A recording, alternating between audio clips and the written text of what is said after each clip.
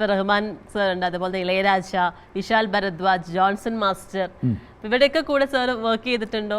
എന്തെങ്കിലും രീതിയിൽ അസോസിയേറ്റ് ചെയ്യാൻ പറ്റിയിട്ടുണ്ടോ? എൻ്റെ കൂടെ വർക്ക് ചെയ്യല്ല, അല്ല അവരുടെ കൂടെ വർക്ക് ചെയ്യല്ല, എൻ്റെ കൂടെ എൻ്റെ പാട്ടിന് അർജുനൻ മാസ്റ്ററുടെ അന്ന് ആർ കെ ശേഖർ എന്ന് പറഞ്ഞ റഹ്മാൻ സാറിൻ്റെ അച്ഛൻ മരിച്ചു കഴിഞ്ഞപ്പോൾ ആദ്യമായിട്ട് അദ്ദേഹത്തിൻ്റെ വീട്ടിലേക്ക് പൈസ കൊടുത്ത് സഹായിക്കാൻ വേണ്ടിയിട്ട് 50 രൂപയാണ് അന്ന് കൊടുത്തതെന്ന് അർജുനൻ മാസ്റ്റർ എന്നോട് നേരിട്ട് പറഞ്ഞിട്ടുണ്ട്. അത് അടിമച്ചങ്ങല എന്ന് പറയുന്ന ഒരു ശ്രീസായ് പ്രൊഡക്ഷൻ്റെ ഫിലിമിലെ ഗാനം എഴുതിയപ്പോഴാണ്. അതിൽ ഏറനാടൻ മണ്ണിൽ നിന്ന് എന്ന് പറയുന്ന ഞാനൊരു ഗാനം എഴുതി.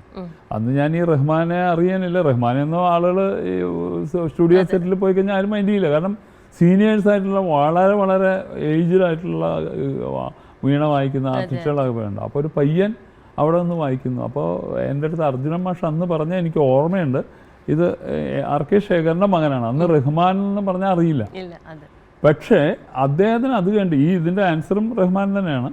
അപ്പോൾ അദ്ദേഹത്തിൻ്റെ അന്ന് ഓസ്കാർ കിട്ടിക്കഴിഞ്ഞ് കഴിഞ്ഞപ്പോൾ അർജുന മാസ്റ്ററിൻ്റെ വീട്ടിൽ പോയിട്ടൊരു ഇൻ്റർവ്യൂ എടുത്തു. മാഷ് എന്നെ വിളിച്ചു പറഞ്ഞു, അമൃത ടി വിക്കാർ വരുന്നുണ്ട്, റഹ്മാനെ കുറിച്ച് ഒരു ഇത് കൊടുക്കണം, ഓസ്കാർ അവാർഡിൻ്റെ കിട്ടിയല്ലേ.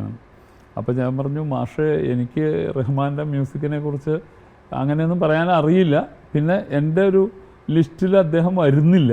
എൻ്റെ അഭിപ്രായമാണ്, വ്യക്തിപരമാണ്, അത് റിലേറ്റീവ് ആണ്.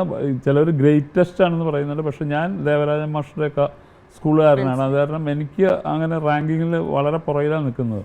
പക്ഷെ അദ്ദേഹത്തിനടുത്ത് ഞാൻ പറയില്ല, പറഞ്ഞു കഴിഞ്ഞാൽ മോശമല്ലേ, ഇത്രയും വലിയ ഓസ്കാർ കിട്ടിയ ആൾ. അപ്പോഴാണ് അദ്ദേഹം പറഞ്ഞത്, മോൻ ഒരു കാര്യം പറഞ്ഞാൽ മതി, മോൻ്റെ പടത്തിനാണ്, മോൻ്റെ പാട്ടിനാണ് ആദ്യമായിട്ട് ഈ കീബോർഡിൽ സ്റ്റുഡിയോയിൽ ഈ മനുഷ്യൻ കൈവച്ചത്, അത് പറയാമല്ലോ എന്ന് പറഞ്ഞു. അപ്പോൾ ഞാൻ പറഞ്ഞു അത് പറയാം.